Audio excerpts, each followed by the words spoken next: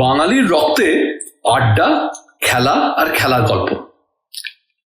ধুমায়িত চায়ে চুমুক দিতে দিতে শ্যাম থাপার ব্যাক ভলি অনবদ্য, না হাবিবের থ্রু পাসটাই সেরা ছিল, এই নিয়ে বাঙালির চায়ের পেয়ালায় তুফান উঠবেই। নমস্কার, আমি সৌভিক। আপনাদের সামনে নিয়ে আসার চেষ্টা করব খেলার গল্প, আড্ডা, টুকরো টুকরো মজার ঘটনা সমৃদ্ধ এই পডকাস্ট। শিকাগোতে অমর, মোহনবাগান, ইস্ট বেঙ্গল।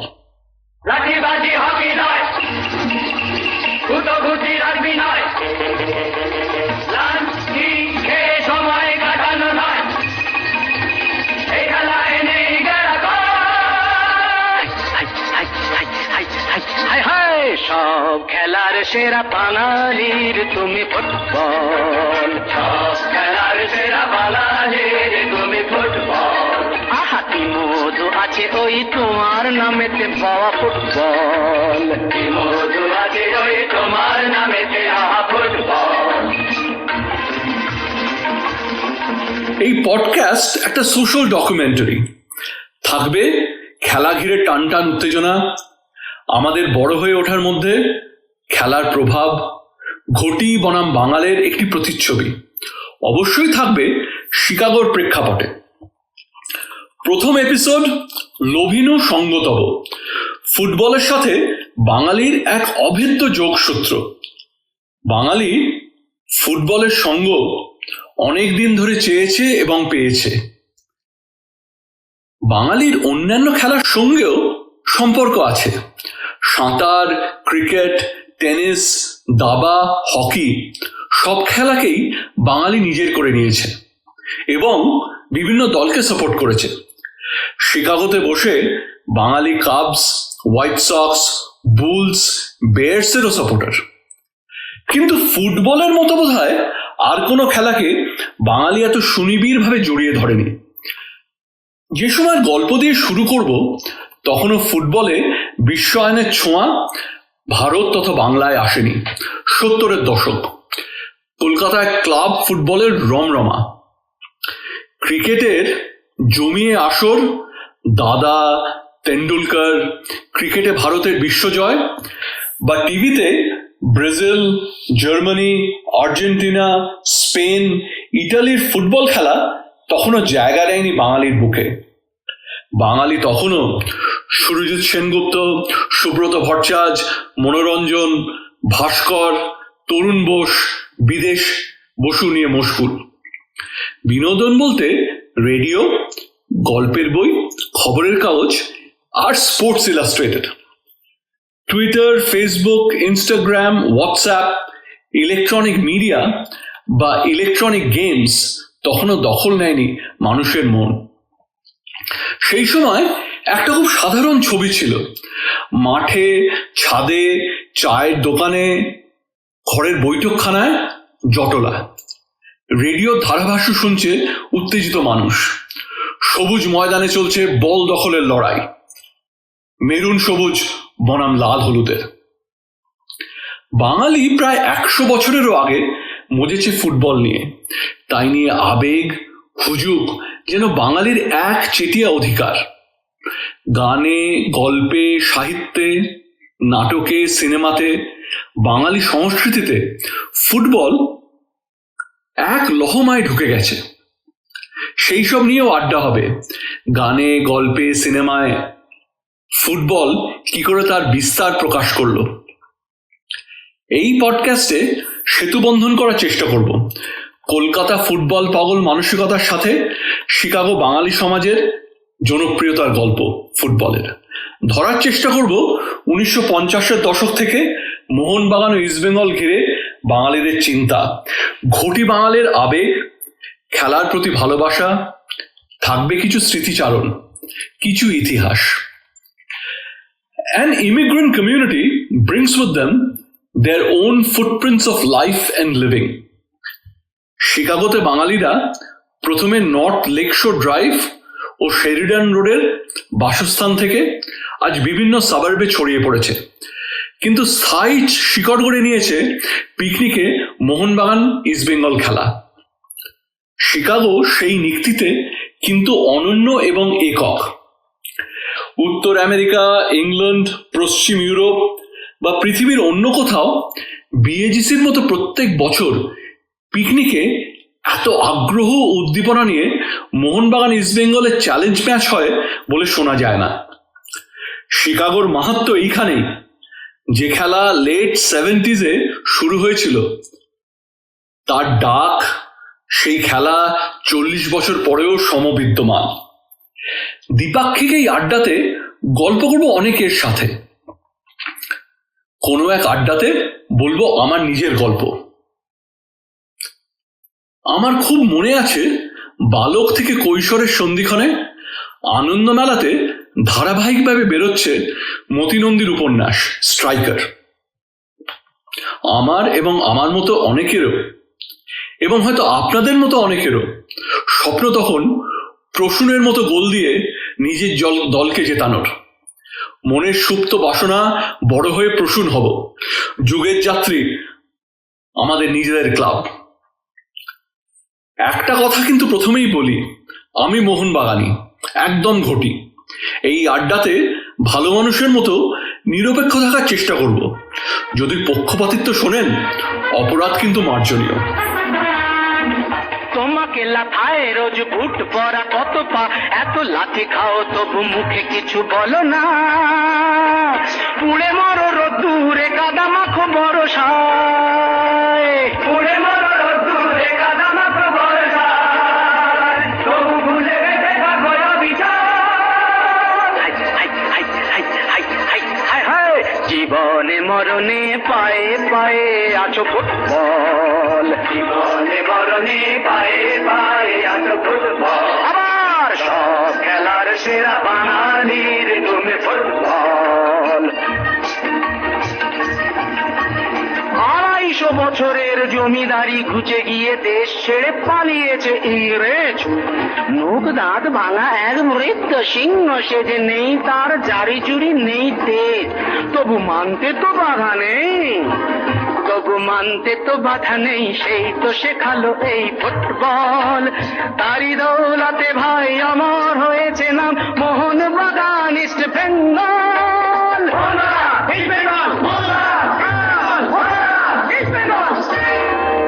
আহা কি মধু আছে ওই তোমার নামেতে পাওয়া ফুটবল, মধু আছে ওই তোমার নামেতে ফুটবল। সব খেলার সেরা বাঙালির তুমি ফুটবল।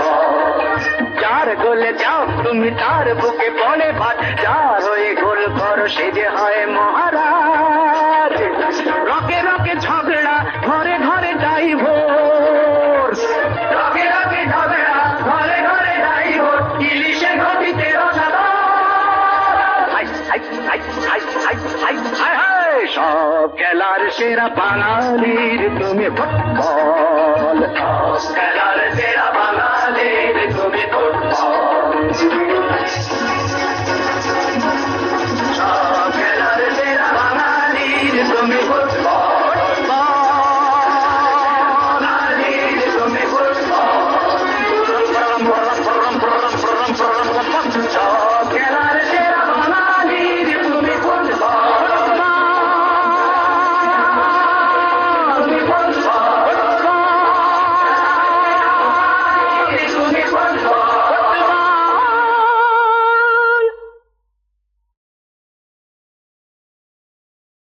আজ আমাদের সঙ্গে আছেন এক অতি পরিচিত খেলা পাগল মানুষ। অধুনাদের কাছে স্বল্প পরিচিত হলেও যারা 80 বা 90-এর দশকে শিকাগোতে আস্তানা বেঁধেছিল, তাদের কাছে সমীর দত্ত, আমাদের টুনিদা, খুবই কাছের মানুষ, খুবই চেনা মানুষ। বিএজিসিতে যখন আমি প্রথম আনাগোনা শুরু করি, দীর্ঘদিন টুনিদা রেজিস্ট্রেশন ডেস্ক, ফুড ডিস্ট্রিবিউশন বা অডিটোরিয়ামে দেখতাম সব সময় কর্মব্যস্ত। লেক মার্কেটের বাসিন্দা, সেখানেই বড় হয়ে ওঠা। যাদবপুর থেকে সিভিল ইঞ্জিনিয়ারিং পাশ করে 1970-এ সোজা শিকাগো। সেখান থেকে এখন পর্যন্ত শিকাগোই স্থায়ী ঠিকানা। আজ গল্প শুনবো সাউথ ক্যালকাটার, ছোটবেলায় কোথায় খেলেছেন, কিরকম ছিল 60-এর দশকে পাড়ার খেলা, ষাটের দশকে মোহনবাগান ইস্ট বেঙ্গল রাইভালরি, বিএজিসির জন্মাবস্থা থেকেই ইনভলভড। 1977-78 স্পোর্টসের দায়িত্বে মোহনবাগান বনাম ইস্ট বেঙ্গল খেলার বৃত্তান্ত শুনবো টুনিদার কাছে। কি করে শুরু হলো মোহনবাগান ইস্ট বেঙ্গল খেলা পিকনিকে? টুনিদা মোহনবাগান ইস্ট বেঙ্গল খেলার অন্যতম স্থপতি। 1992-তে বিএজিসির প্রেসিডেন্ট ছিলেন, ফুড, ট্রেজারার, বিভিন্ন পোর্টফোলিও সামলেছেন অনেক দিন ধরে। আমার নিজের একটা গল্প বলি। আমি ছোটবেলা থেকে গোষ্ঠপালের গল্প শুনে বড় হয়েছি, আকাশবাণীর সামনে স্ট্যাচুও দেখেছি, কিন্তু আমার কাছে টুনিদাই সেই ফেমাস চাইনিজ ওয়াল।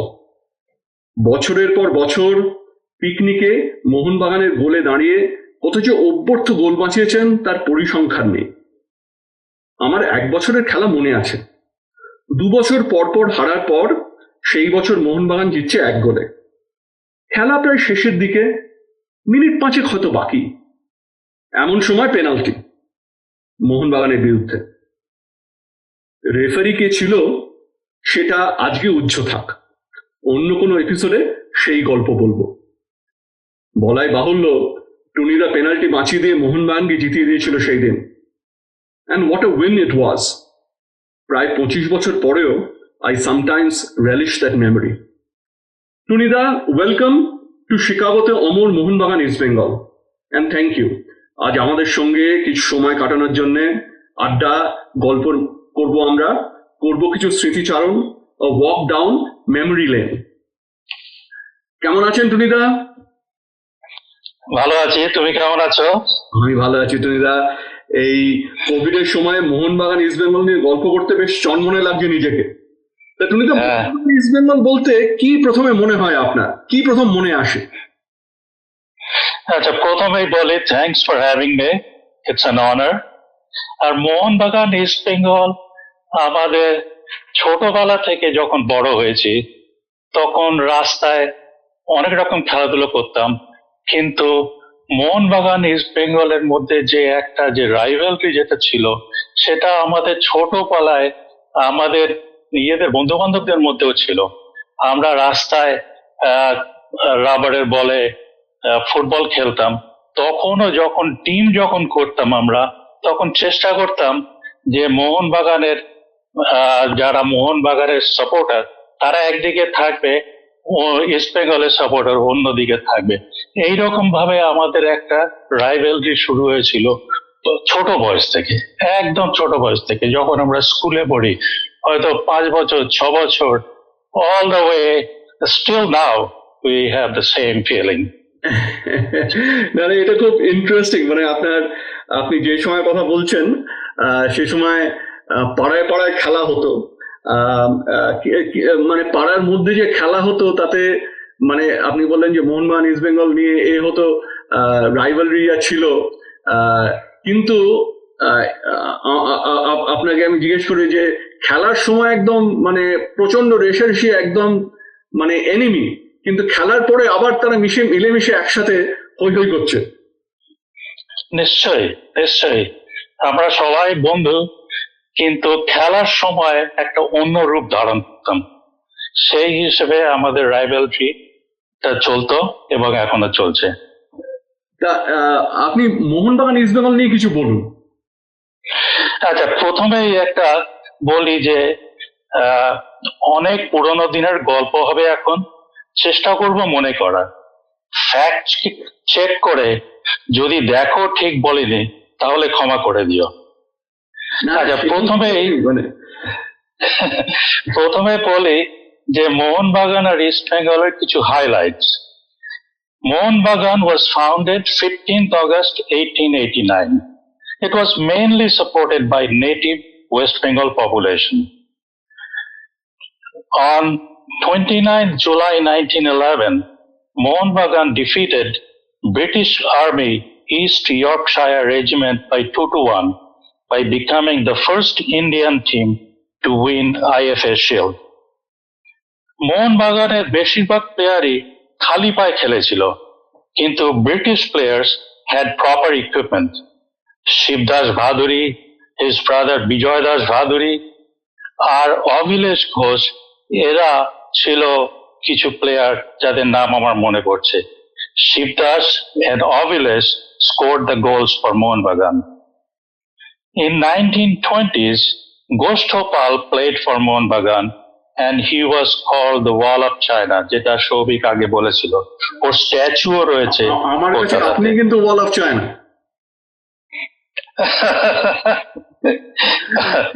আচ্ছা, ফেমাস প্লেয়ার্স সেই সময় ডিউরিং দ্যাট টাইম 1950-1960s ওর চুনি গোস্বামী, শৈলেন মান্না, সমর ব্যানার্জি আর জার্নাল সিং. তা টুনিদা, আপনি যে খেলা দেখেছেন, মানে হ্যাঁ, নিশ্চয়ই খেলা দেখেছি. মনে হয় যে এই মানে গল্পগুলো কমপ্লিটলি লস, মানে ধরুন আমি খেলা দেখিনি, আপনি মানে আমি কিন্তু গল্প শুনেছি মান্না, চুনি, বলরাম, জার্নাল সিং, আপনি খেলা দেখেছেন এদের? আমি এদের খেলা দেখেছি এবং কয়েকবার খেলা দেখতে গিয়ে টিকিটও পাইনি, কিন্তু বাইরে থেকে, মাঠের বাইরে থেকে যে উত্তেজনা সেইটা আমি উপভোগ করেছি. কিন্তু তখনকার দিনে ক্যালকাটা মোহনবাগানের ক্লাবে খেলা হতো এবং এটা চ্যারিটি ম্যাচ হতো মোহনবাগান ইস্ট বেঙ্গলে বেশিরভাগে. তাতে খেলা দেখেছি এবং বাইরে থেকেও দেখেছি, এবং তা যদি না হতো তাহলে অবভিয়াসলি তখন তো আর টিভি ছিল না, তখন রাস্তায় বন্ধু বান্ধবের সঙ্গে রেডিও কমেন্টারি শুনতাম. মানে আমি শুনেছি মানে শৈলেন মান্না, চুনি, বলরাম, পিকে, এরা মানে মানে অসম্ভব খেলতেন আর কি. অ্যাকচুয়ালি বলে যে 1960-এর দশক মানে ভারতের গোল্ডেন এরা অফ ইন্ডিয়ান ফুটবল আর কি. কারণ এরা আমার মনে আছে ইরানকে বোধহয় হারিয়েছিল এশিয়া কাপে খালি পায়ে খেলে. তো কি খালি পায়ে খেলা হতো? তখন অতটা হতো না. 1950-60s যারা ফার্স্ট ডিভিশনে খেলতো তারা ডেফিনেটলি খালি পায়ে খেলতো না. আর তারপরে আমাদের লেকের মাঠেও যখন আমরা দেখতাম, রবীন্দ্র সরোবর মাঠে যারা খেলা দেখতাম, তারা বেশিরভাগই ওরা প্লেটস করতো তখনকার সময়. কিন্তু তার আগে যখন 1920s ওইরকম সময় যখন ব্রিটিশদের হারিয়েছিল, তখন অবভিয়াসলি তারা বেশিরভাগ প্লেয়ারই ছিল খালি পায়ে খেলেছিল. আচ্ছা, এইবারে ইস্ট বেঙ্গলের সম্বন্ধে বলি. East Bengal founded on 1st August 1920. The club was named East Bengal as the founders were from the eastern region of Bengal. The club is mainly supported by the immigrant population from the eastern region of Bengal. তাদেরকে বাঙাল বলা হতো, এখনো বলে, who were forced to leave their homes during the partition of 1947. For those people, East Bengal Club became a source of identity and hope. The huge influx of people from East Bengal into the state led to a socio-economic crisis in the state. These led to rivalries among the immigrant population and native population of West Bengal. এই থেকেই শুরু হয় রাইভেলরা. তখন যারা east Bengal থেকে, পূর্ব বাংলা থেকে এসেছিল, তারা ইস্ট বেঙ্গল ক্লাবের মধ্যে একটা আইডেন্টিটি পেয়েছিল এবং সেইটাকে জাগিয়ে রাখার জন্য তাদের যে রাইভেলটা যেটা শুরু হয়েছিল সেটাকে বজায় রেখেছিল. অ্যাকচুয়ালি এটা ইন্টারেস্টিং আর কি. মানে সামাজিক প্রেক্ষাপটে মানে ঘটি বাঙালের মানে কালচারস ওয়্যার ডিফারেন্ট, মানে language were a little different, cultures were different. সেটা কি বলে খেলার মাঠে প্রতিফলিত হতো আর কি. কিন্তু ইন্টারেস্টিং হচ্ছে যে ওভার টাইম ঘটি বাঙালের মানে অনেকটাই মিশে গিয়েছিল. ধরুন 70-এর দশক, 60-এর দশক, 70-এর দশক, 80-র দশক তো বটেই. মানে ঘটি বাঙালের মধ্যে বিয়ে became very very common. কিন্তু তার মধ্যেও একটা মানে সেই মিলেমিশে যাওয়ার মধ্যেও there was a rivalry. মানে আমি জানি আমার এক মাসি বিয়ে করেছিল আর কি.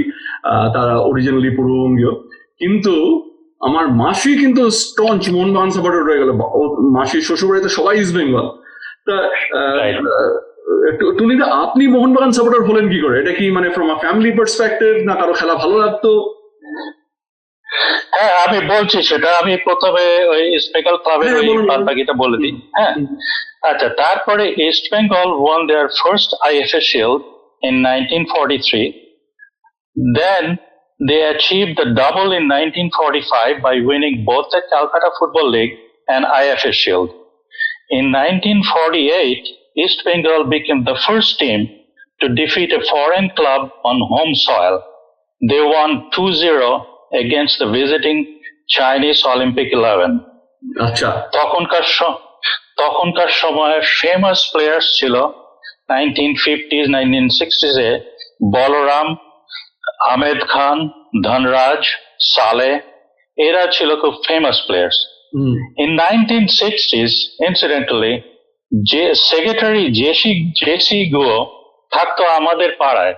সেই হিসেবে অনেক আমি ইস্ট বেঙ্গল প্লেয়ারকে দেখেছি। আমরা যখন রাস্তায় খেলাধুলা করতাম তখন দেখতাম যে ওরা আসতো। আচ্ছা আচ্ছা।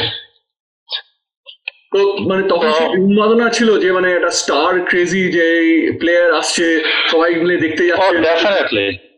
ডেফিনেটলি ওরা যখন আসতো তখন আমরা অবভিয়াসলি আমরা ছবি দেখেছি, তাদের গল্প শুনেছি।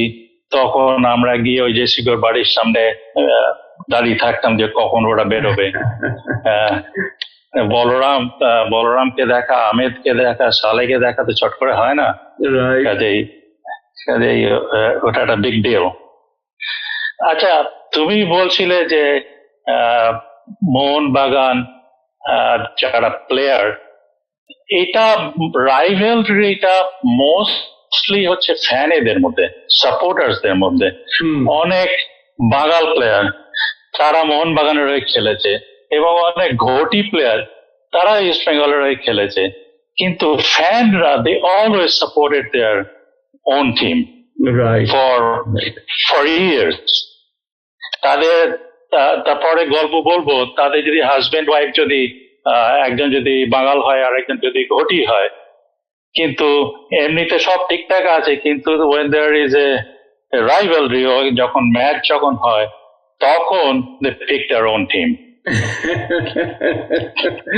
আচ্ছা, রাইভালরির কথা বলতে গেলে প্রথমেই বলি যে রাইভালরি আমরা শিকাগো এরিয়াতে দেখি যে Cubs and White Sox, the big rivalry. কিন্তু this is nowhere close to Mohanbagan East Bengal. Absolutely no comparison. That is absolutely And true. hands down. Absolutely. তখন আমরা টিভি ছিল না 50s আর 60s এ, আমরা রেডিও কমেন্টারি শুনতাম with a lot of excitement. It's not only the kids and the big boys, এমনকি মা, ঠাকুমা, দিদিমা খুব আগ্রহ নিয়ে রেডিও শুনতো এবং খেলা শুনতো এবং সেই নিয়ে আলোচনা করতো। মানে it's a family affair. It's not just the kids. They support their own teams. এই সমস্ত family, everybody was involved in those games. মানে everyone was involved, রন্ধে রন্ধে ঢুকে গিয়েছিল। একেবারে মোহনবাগানদের সবাই জানে যে মোহনবাগানদের বলা হতো ঘটি আর ইস্ট বেঙ্গলদের বলা হতো বাটি। মোহনবাগান যখন ইস্ট বেঙ্গলের খেলার সঙ্গে খেলাতে জিততো তখন তারা সেলিব্রেট করতো চিংড়ি মাছকে, আর ইস্ট বেঙ্গলে বাঙালরা যখন মোহনবাগানকে হারাতো তারা সেলিব্রেট করতো ইলিশ মাছকে। এখন আমি দেখেছি আমাদের লেক মার্কেটে, যেখানে বড় হয়েছি আমি, ইলিশ মাছ এবং চিংড়ি মাছের দাম বেড়ে যেত ডিপেন্ডিং অন কে জিততো সেই দিন। এইরকম ভাবে আমরা we grew up in Kolkata with that kind of rivalry. Growing up in Kolkata, আপনি সাপোর্টার হলেন কি করে? প্রথম কথা হচ্ছে যে আমরা ছোটবেলা থেকেই আমার বাবা, ঠাকুর দাদা সবার অরিজিন হচ্ছে ওয়েস্ট বেঙ্গলে। সেইটা একটা জিনিস।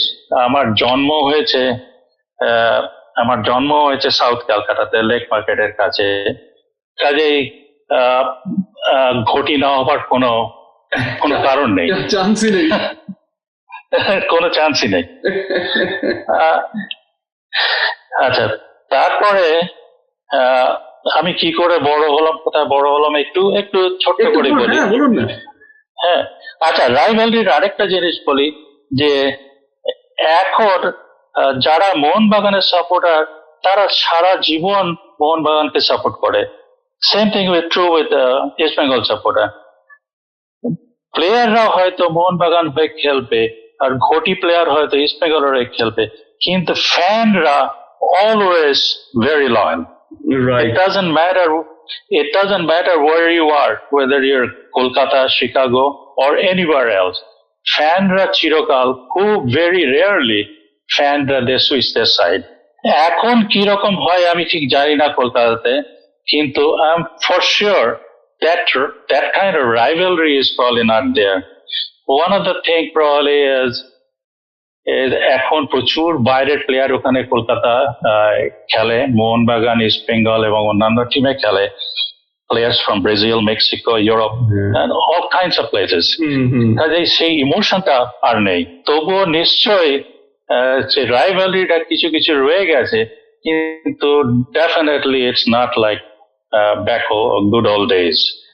এখন তো আইপিএল হয়ে গেছে, আইপিএল হয়ে অনেকটা ছড়িয়ে ছিটিয়ে গেছে আর কি। প্লাস কি বলে, মোহনবাগান, ইস্ট বেঙ্গল সে আগের মতো আর নেই। এখন তারা বিভিন্ন অন্যান্য টিমের সঙ্গে আইপিএল এর জয়েন করে হয়েছে আর কি। সেখানে ইউর অ্যাবসলিউটলি রাইট।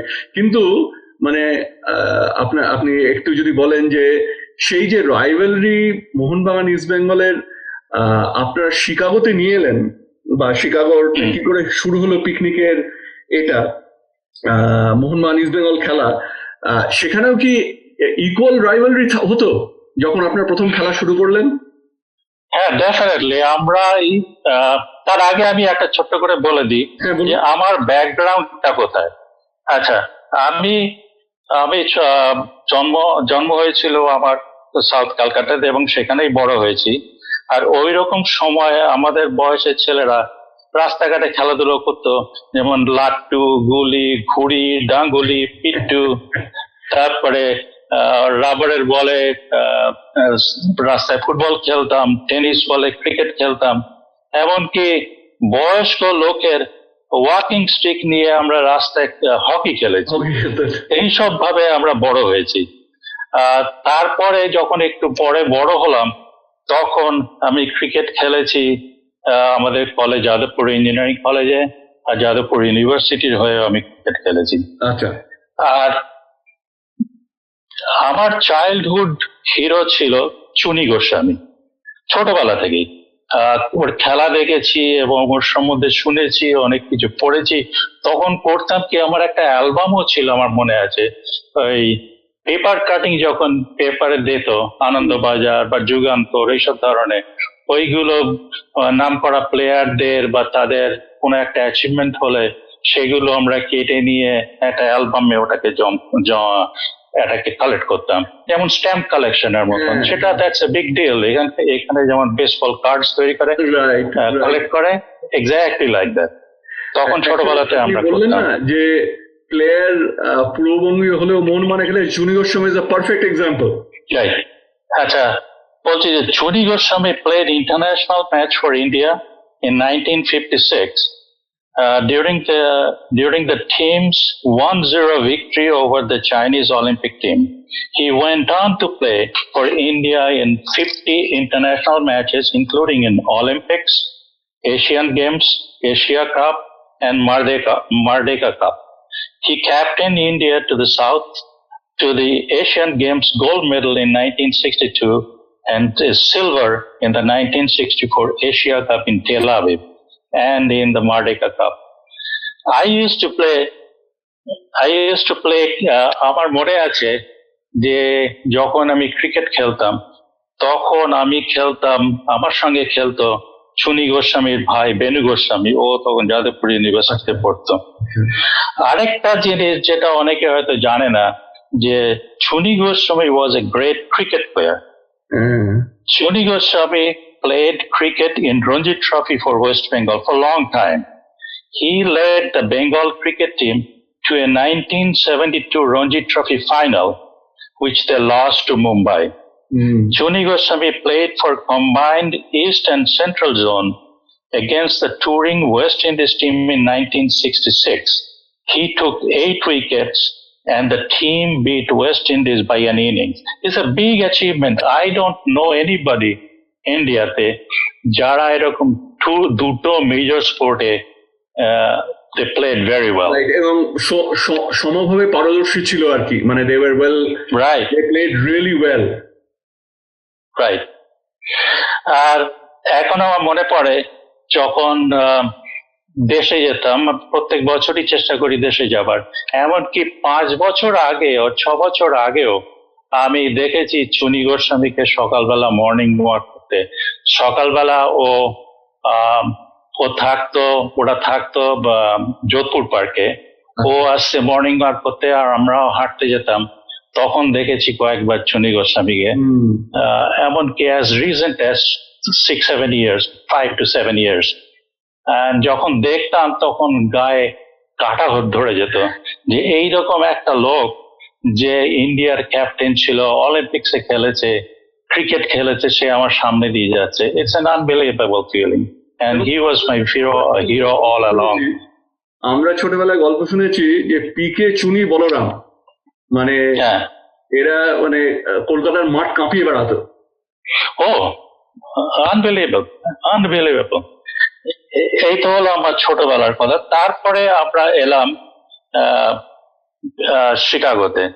শিকাগোতে যখন আসি, আমার মনে আছে আমি শিকাগোতে এসেছিলাম নভেম্বর অফ 1970।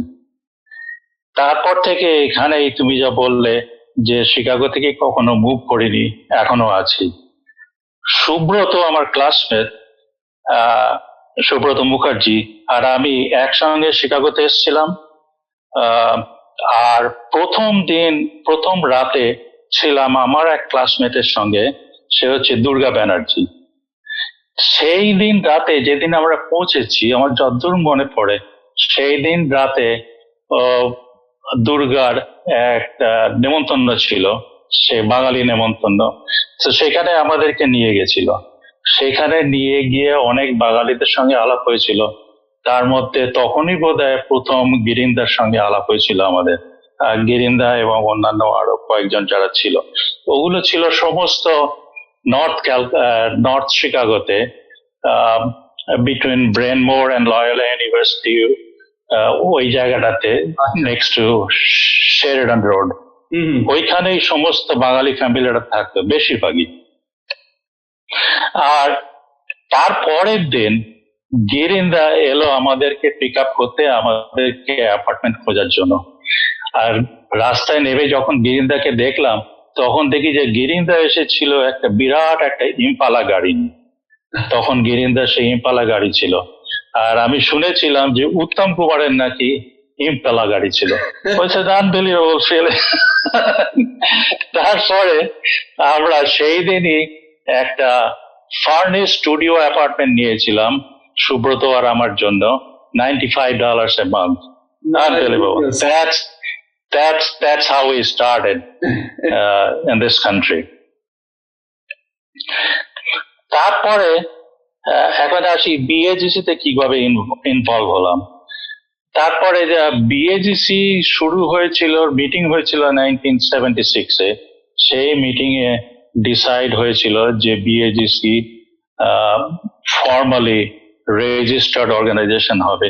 তার আগেও আমাদের ছোটখাটো ফ্যামিলি পিকনিক হতো লেক মিশিগানের পাশে, হয়তো 5 জন, 6 জন, 8 জন, 10 জন ফ্যামিলিতে। সেইখানে টুকিটাকি খেলাধুলো হতো। কিন্তু তারপরে যখন বিএজিসি শুরু হলো, প্রথমবারে 1977, তুমি যা বললে 1977-এ আমি কমিটিতে ছিলাম। আর সেইবারে I was in charge of sports.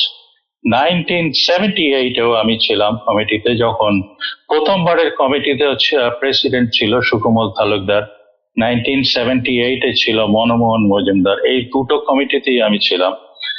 এবং তখন থেকেই আমি চেষ্টা করেছিলাম বিএজিসি তে স্পোর্টসে নতুন কিছু ইনিশিয়েটিভ আনা। সেই সময় শুরু করেছিলাম, ওই রকম সময় ক্যারাম শুরু হয়েছিল, কার্ডস, টেনিস আর টেবিল টেনিস তার পরে হয়েছিল। কিন্তু তখনও আমরা ওই ভলিবল খেলতাম বা ফুটবল খেলতাম, ক্রিকেট হয়তো খুব আনঅর্গানাইজড হিসেবে খেলা হতো। কিন্তু তখনও আমরা চেষ্টা করতাম, তখন তার বেশি লোক ছিল না, তখনও আমরা চেষ্টা করতাম যে মোহনবাগান ইস্ট বেঙ্গল খেলাটা আরম্ভ করার। তার মধ্যে ভাগ করে দিতাম যে কে মোহনবাগান কে ইস্ট বেঙ্গল। কিন্তু আমার যতদূর মনে পড়ে যে প্রথম অতনু মজুমদার ও দেশ থেকে জার্সি এনেছিল মোহনবাগান আর ইস্ট বেঙ্গল। সেই জার্সি পরার পর থেকে যেন রাইভালরিটা আরো বেশি শুরু হয়ে যায়, বেড়ে গেল। হ্যাঁ, তখন এবারে ইটস এ ফিলিং যে তুমি ইস্ট বেঙ্গলের খেলছো, তুমি মোহনবাগানের খেলছো, একটা ইউনিফর্ম পরার একটা আলাদা গুণ আছে। আর তখন আমাদের পিকনিকে অনেক রকম খেলাধুলো হতো। তার মধ্যে ছিল মিউজিক্যাল চেয়ার্স, কিন্তু মেইন অ্যাট্রাকশন ছিল বিএজিসি পিকনিক। সেই পিকনিকে তখন উত্তেজনা সবচেয়ে বেশি ছিল। আর আর আমার মনে আছে ওই রকম সময় আমরা একটা ট্রফিও শুরু করেছিলাম। প্রত্যেক বছরে যারা জিতবে মোহনবাগান কিংবা ইস্ট বেঙ্গল, তাদের ট্রফিতে তাদের নাম থাকবে। সেই বছর কিংবা তার আগে থেকে I played years after years. প্রথমে আমি শুরু করেছিলাম সেন্টার ফরওয়ার্ড দিয়ে, তারপরে যখন আস্তে আস্তে বয়স হলো, তারপরে গেলাম হাফ ব্যাকে, তারপরে ব্যাকে, এবং ফাইনালি গোলে। মানে আমি এইভাবে দেখেছি, আমি ফরওয়ার্ডে খেলা দেখিনি আপনার, কিন্তু আমি আপনার খেলা দেখেছি হাফ ব্যাক, ব্যাক, তারপর গোলে তো অনেক দিন খেলেছেন।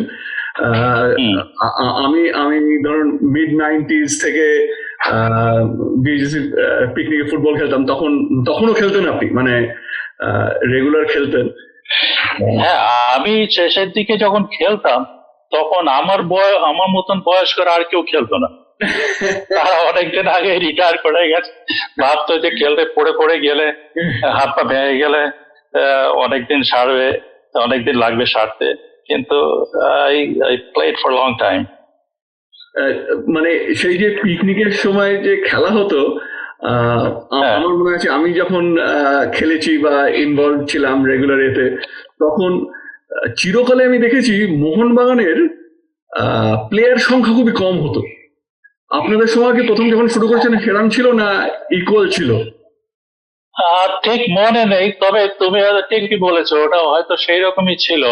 সেই জন্য, এবং আমরাও যখন খেলেছি আমার মনে আছে যে পিকনিকে যখন খেলা শুরু হতো তখন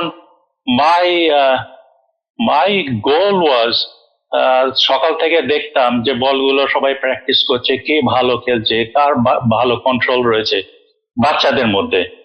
যখন দেখতাম যে একজন ভালো খেলছে, তাকে ধরিয়ে দিতাম যে মোহনবাগানের জার্সিটা, সে আমাদের হয়ে খেলবে। হ্যাঁ, এইভাবে খেলতাম। কিন্তু বাচ্চারা they don't care, they just wanted to have fun. কাজেই they don't care যে কার হয়ে খেলছে। কিন্তু ওর প্যারেন্টসরা যখন দেখতো যে ওর ছেলে মেয়েরা খেলছে অন্য টিমে, তখন ওদেরকে ধরে জার্সি ফার্সি চেঞ্জ করে দিই। হ্যাঁ, কাজেই তুমি যেটা বললে সেটা সত্যি, যে মোহনবাগানের ফর সাম রিজন আমাদের we are struggling to have a good team. মানে আমাদের ঘটিরা সংখ্যায় কম আমরা। আর আমি তো ঘটি, মানে আমাদের পুরনো বাড়ি হচ্ছে উত্তর কলকাতায়। আর মানে আমরা এতই ঘটি, আমরা নিজেরাই বলি আমরা ঘটিও নয়। এই জন্য আমাদের প্লেয়ার, মানে আমরা যখন খেলেছি মোহনবাগানের প্লেয়ার কম ছিল। তা আপনাদের প্রথম যখন পিকনিকে মোহনবাগান মিউজিক্যাল শুরু হয়, তখন আপনাদের পিকনিক হতো কোথায়? সেইটা আমি মনে করার চেষ্টা করছিলাম আজকে সকালে, যে আমার মনে হয়, আমি ঠিক জানি না, কয়েকজনকে জিজ্ঞেস করতে হবে হয়তো, যে হয়তো যেহেতু বাঙালি পপুলেশনটা এই নর্থ শিকাগোর দিকে ছিল। আমি জানি কিছু সময় আমাদের গেট টুগেদার করতাম, আমরা ওই গিরিন্দা থাকতো ওই মোর্স অ্যাভিনিউ কাছাকাছি, নর্থ শিকাগো লয়োলা ইউনিভার্সিটির ওখানে। ওইখানে আমরা লেক মিশিগানের পাশে যে লম্বা চত্বরটা রয়েছে সেইখানে আমরা খেলতাম। তো সেইখানেই বোধহয় বেশিরভাগ সময় আমাদের ছোটখাটো পিকনিক হতো, ফ্যামিলি পিকনিক হতো। তারপরে অবশ্য বাসিউডসে অনেক পরে হয়েছে। অনেকবার, মানে আমার যতদূর মনে আছে একটা ছিল 19 নম্বর, ওই whatever it was called, grove 19 নম্বর এতে অনেক বছর পিকনিক হয়েছে বিএজিসির, এবং সেই খেলা হতো। তা টুনিদা, এই বিএজিসির পিকনিকে ইস্টবেঙ্গল মোহনবাগানের দু একটা ঘটনা বা গল্প বলুন। আচ্ছা, তখন বলছি যে ওখানে যখন খেলা হতো, obviously the emotions were extremely high. আর তখন আমাদের মধ্যে যে খেলা হতো, প্রবলেম হতো যে আমাদের যখন খেলা হতো, এখনো বোধহয় তাই, যে আমাদের কোনো গোল পোস্ট ছিল না। আমাদের ওই কোন দিয়ে গোল পোস্ট বানানো হতো, কিন্তু কতটা হাইট কোনো গোল বার পোস্ট ছিল না বলে it was very difficult to figure out whether it's actually goal or not goal. কাজেই রেফারিরা, আমাদের যে রেফারি ছিল, তারা they used to have hard time যখন ওই রকম একটা মানে কোয়েশ্চেনেবল শটে গোল হয়েছে কি না হয়েছে চেঁচামেচি শুরু হতো। যেদিকে বেশি চেঁচামেচি হতো, অনেক সময় হয়তো তার দিকেই হয়তো হুইসেলটা বেজেছে তাদেরকে সাপোর্ট করে, নইলে হয়তো রেফারি ভাবতো যে মারধর খাবে। এই প্রসঙ্গে আমি একটা কথা বলি, যে ছোটবেলায় যখন আমরা ফুটবল খেলা দেখতে যেতাম রবীন্দ্র সরোবরে, তখন not first division, second division বা থার্ড ডিভিশন যখন খেলা হতো, খেলার শেষের দিকে দেখতাম যে রেফারি যে সে হুইসেল বাজিয়ে, লাস্ট ফাইনাল হুইসেল বাজিয়ে পাই পাই করে দৌড়াতো প্রাণের ভয়ে। কে না যে লুজিং টিমের ফ্যানরা ওকে তাড়া করতো, মার ধরতো এবং বাড়াবাড়ি করতো, তাদের ধারণা ছিল যে রেফারির জন্যই তারা হেরে গেছে, প্লেয়ার্সদের জন্য না। এখন সেই রকম মারধর আমাদের বিএজিসিতে হয়নি, তবে সুব্রত মুখার্জি ছিল অনেক দিন ধরে আমাদের রেফারি করেছিল। কিন্তু আমার মনে আছে, কিন্তু আমার মনে আছে Subrata was in hot spot a lot of time। আর এরকম মারধর করা হয়নি, কিন্তু অনেকবার হয়তো ঘেরাও হয়েছিল একটু আধটু। আর আরেকটা জিনিস যেটা খুব ভেরি ইন্টারেস্টিং, যে তখনকার one of the biggest fan ছিল আমার ওয়াইফ চায়না। সে সব সময় চেঁচামেচি করতো, কিন্তু তখন প্রথম আমি বুঝিনি যে চেঁচামেচি করছে কেন। তারপরে দেখলাম যে she was not actually supporting my team, she was not supporting Mohanbagan, she was supporting East Bengal for two reasons. যে ওর ভাই যখন শিকাগোতে ছিল, ও খেলতো ইস্ট বেঙ্গলের হয়ে, আর আমি খেলতাম মোহনবাগানের হয়ে। আর সেই একটা কারণ। আর সেকেন্ড হচ্ছে যে যদিও ওর জন্ম হয়েছে কলকাতা, ওর অন্যান্য ভাই বোনরা তাদের সমস্ত জন্ম হয়েছে পূর্ব বাংলা, এবং ওর ফোর ফাদার্সরা সমস্ত দে আর ফ্রম ইস্ট বেঙ্গল। কাজে she has every reason to support east Bengal. সেই দিয়ে খুব আনন্দ হতো। আর কাজে খেলাতে যদি মানে it was a win win situation. যদি মোহনবাগান জিততো, আই ওয়াজ ভেরি হ্যাপি, আর যদি ইস্ট বেঙ্গল জিততো, শি ওয়াজ ভেরি হ্যাপি। কাজে it was a very good situation. টুনিদা, এইটা তাহলে বলা যায় যে মোহনবাগান জিতলে আপনি হ্যাপি, আর ইস্ট বেঙ্গল জিতলে সেদিন রাত্রে ইলিশ মাছ অ্যাবসলিউটলি। টেকনিক্যালি সেদিন তো দুটোই হওয়ার কথা, বা কোনোটাই হবে না। কারণ চায়না দিয়ে তো ইস্ট বেঙ্গল জিতেছে বলে ইলিশ মাছ করে, মানে একদম truly win win. Right. actually. আপনি এই যে গল্প বলছেন, এই যে Absolutely. গোলপোস্ট ছিল না, আমার মনে আছে একটা বছর মনে আছে আমার, এই কথা প্রসঙ্গে এই মনে পড়লো যে গোলপোস্ট তো নেই, সাইডে না হয় কোণ আছে, তো তখন ঠিক হচ্ছে যে, দেখো গোলকিপারের হাইট অনুযায়ী।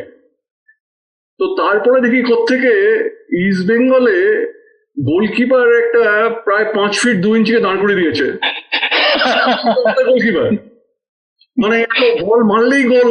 মানে ও তো বলবে না আমার তো 5 ফিট 2 ইঞ্চি হাইট, আমার কি বলে বার আমার হাতের উপর দিয়ে চলে গেলে গোল হবে না। আর আরেকটা জিনিস হতো যে যে গোল পোস্টে কোনটা সব সময় মনে হতো যে যেন এটা মুভিং গোল পোস্ট, মুভিং গোল। সব মাঝে মাঝে গোলটা বড় হচ্ছে, তো অপোনেন্ট যখন আসছে তখন সামা পেছন থেকে হয়তো সাপোর্টাররা কোনটাকে ছোট করে দিল, কোনটাকে সরিয়ে দিয়ে গোল ছোট করে। So we had a lot of fun. না আপনার সঙ্গে আজকে গল্প করে খুব খুব ভালো লাগলো। আপনি যে অনেকগুলো স্মৃতি আমরা করলাম, আলোচনা করলাম, মানে কলকাতায় ইস্ট বেঙ্গল মোহনবাগানের খেলা, রাইভালরি, ঘটি বাঙাল, আর তারপরে শিকাগোতে এসে ইস্ট বেঙ্গল মোহনবাগানের খেলা। Thank you so much. খুব ভালো লাগলো সৌভিক, অনেক দিনের পুরোনো দিনের কথা মনে রেখে চেষ্টা করলাম বলার। না আর হ্যাঁ বলুন। হয়তো একটু আধটু এদিক ওদিক হয়ে যেতে পারে, কিন্তু the bottom line is we had a lot of fun, and this tradition, this nostalgic tradition is still going on, and I'm very happy about that. And that is what I think is very unique about Chicago. আপনারা যে 1970-এর শেষের দিকে 1980-তে শুরু করেছিলেন, এখনো পর্যন্ত we have been able to maintain this kind of tradition. আর আমি প্রথমে বলেছিলাম যে পৃথিবীর অন্য কোথাও বোধহয় এরম ভাবে নিয়ম করে এত উৎসাহ নিয়ে ইস্ট বেঙ্গল মোহনবাগান খেলা হয় না। বাঙালি তো পৃথিবীর চতুর্দিকে ছড়িয়ে পড়েছে। আমি আমার বন্ধু বান্ধবের সঙ্গে কথা বলি যারা ইউএস এর অন্যান্য শহরে আছে, কানাডাতে আছে, ইংল্যান্ডে আছে, তারা কিন্তু এইরকম নিয়ম করে যে, আর নিয়ম মানে দায়বদ্ধতা নেই, কিন্তু উত্তেজনা আছে। হ্যাঁ, ডেফিনেটলি। এইটা ইউনিক অ্যাবাউট শিকাগো। মানে থ্যাংক ইউ সো মাচ, আপনি আমাদের সঙ্গে খানিকটা সময় কাটালেন, গল্প করলেন। আই এম শিওর এরপরে আবার গল্প হবে, আরো গল্প হবে, তখন আবার আমাদের দেখা হবে বিএজিসি রেডিওতে। নিশ্চয়ই, থ্যাংক ইউ।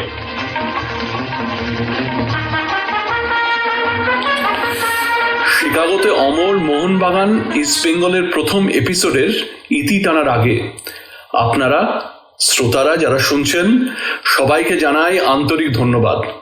সঙ্গে থাকার জন্যে, সঙ্গে থাকবেন, উৎসাহ দেবেন। যদি কিছু ভুল ত্রুটি হয় নিশ্চয়ই আমাদের জানাবেন। অনেক আড্ডা হলো আজকে। গল্প করছিলাম সমীর দত্ত টুনিদার সঙ্গে। চুনি গোস্বামীর গল্প হলো শিকাগোর পিকনিকে মোহনবাগান ইস্ট বেঙ্গল খেলার সময় কি করে মুভেবল গোলপোস্ট হয়ে যায় সেই গল্প হলো। শিকাগোতে রেফারি ঘেরাওয়ের গল্প হলো। ঘটি বাঙালের মিলে মিশে এক হয়ে যাওয়ার গল্প হলো আজ। টুনিদার কাছে আমরা সত্যিই কৃতজ্ঞ। আপনাদের কাছে অনুরোধ, আমাদের ইমেল করুন showvikd@hotmail.com। কিরাম লাগলো অনুষ্ঠান? যদি ভালো লেগে থাকে শুনতে চাইব। যদি কিছু পছন্দ না হয়ে থাকে সেটাও জানাবেন। যদি অন্য কোনো গল্প শুনতে চান বলতে ভুলবেন না। যদি এই মঞ্চে মোহনবাগান ইস্ট বেঙ্গলের খেলার গল্পে আসর মাতাতে চান, please do send me an email at showvikd@hotmail.com। আজকের মতো বিদায়। আবার আসবো আপনাদের সামনে আরও এক চেনা কণ্ঠস্বর নিয়ে।